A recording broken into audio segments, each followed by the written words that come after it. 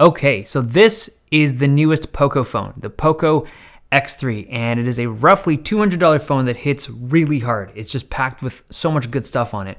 I think this is probably going to be the best $200 phone this year. I really think that this is going to be the one. Now, the original Pocophone, the F1, this was a phone that just made waves, right? It was meant to be disruptive. It was meant to draw a lot of attention to the brand.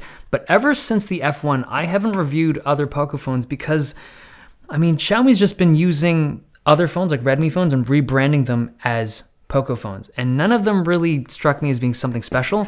This one's different. This one is a new phone. It's not like a rebrand from something else, so I like that. And let's just get right into it. So the build quality. This is a metal framed phone. It's aluminum. I don't know for sure. They claim it's aluminum. It feels like metal, but it does have that reflective chrome finish that we do see in plastic framed phones. But I do think it is metal. And then the back is not glass. It's a plastic back, very similar to other Pocophones. It's got some glass-like reflectivity to it, but it is plastic, and it'll have the durable properties of plastic. And I like that they went with it, right? If you're going to have a $200 phone that has like a 120 hertz screen and all the features that this one does, you kind of have to go with some material decisions like that. So if we go around the device, we have a SIM tray. It's got a gasket for some water resistance, and you can go with a double SIM or a single SIM with a micro SD.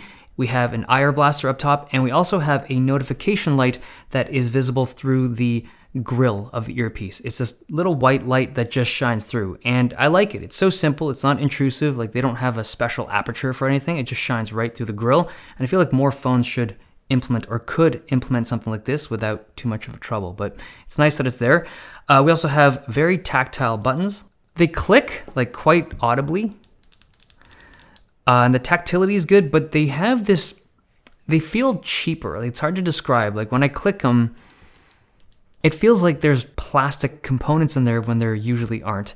And then the fingerprint sensor. So this is a reasonably fast sensor. It's in a great spot, and the kind of divot that's in the area to place your finger is really ergonomic. And there's also this sharp edge on the side of the power button. It's actually quite similar to the sharp edge on the Zenfone 7. And in the bottom, we have your headphone jack. Awesome. And a USB-C port. This is actually a slower port. It's USB 2, so you can't do super fast data transfers through it. Now, the front has really nice sounding stereo speakers, and good stereo, like even sound, good volume. I like them.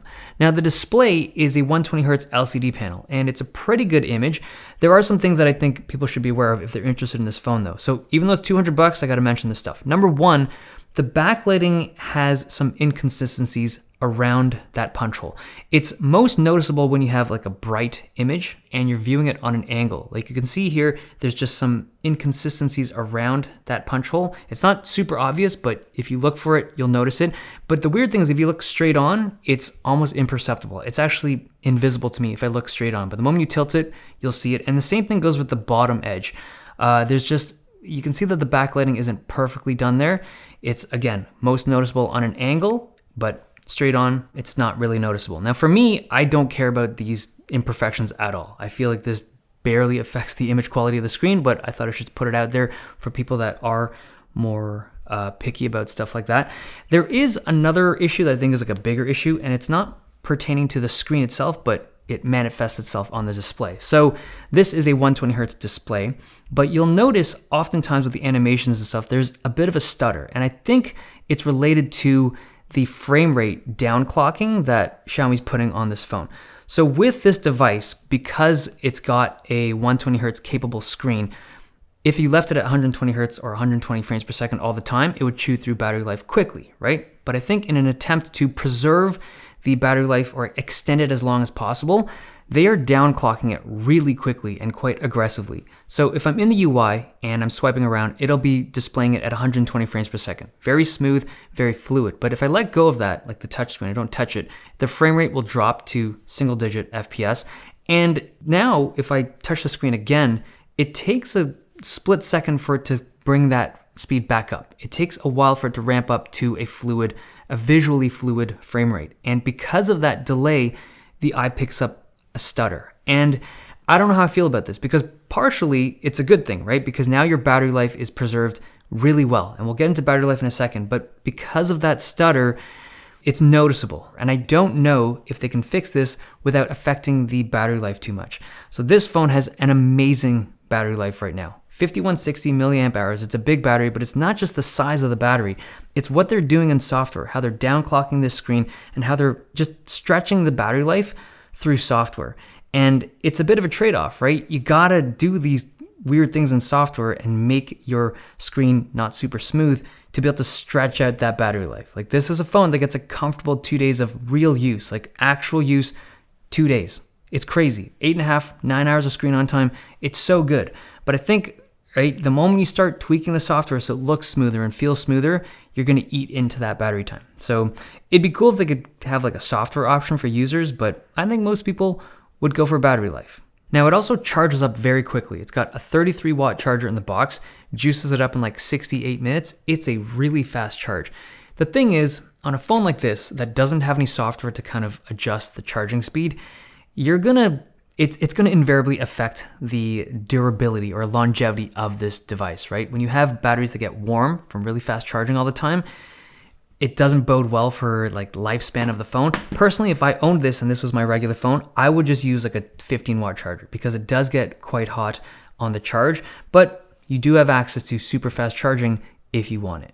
So this runs a Snapdragon 732G, and it's also running UFS 2.1 storage. So not super fast hardware in there. It's reasonably fast, but it's noticeably not flagship. Like when I looked at the OnePlus Nord, that's got a 765G in it.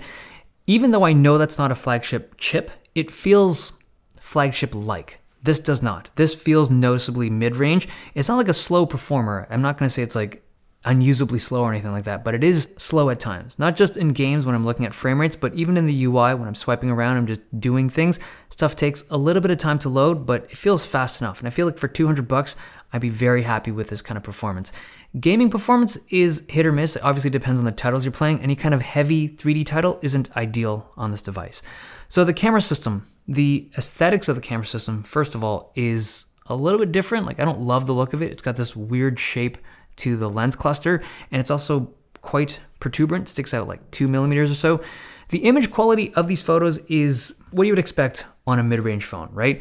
Clean, easy shots are fine.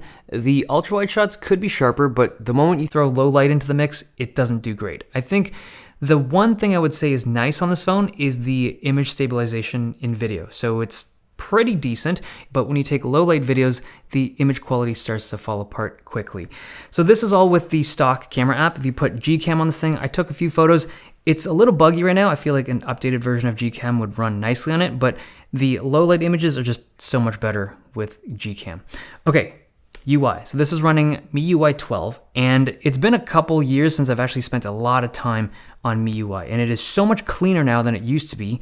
There are still a couple things I don't love. Like, number one, there's ads. Like, there's straight up advertisements in the middle of your UI sometimes, and it really shouldn't be there. I understand why they do it. Like, Samsung's even doing this stuff now, but I hate that. Number two, I don't like how there's unremovable software, and it's like Xiaomi stuff that, you know, they want to put it in there, and it seems like they collect data when you're using them. So I would just prefer to uninstall those apps, but I can't because they're baked right into the ROM.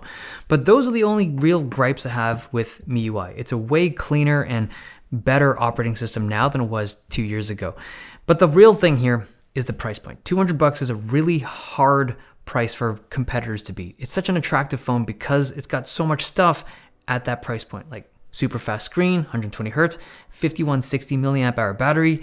It's a big battery that lasts long. They got a lot going on for this phone. Okay, what do you think? Good for the price? Let me know. Okay, hope you guys enjoyed this video. Thumbs if you liked it, subs if you loved it. I'll see you guys next time.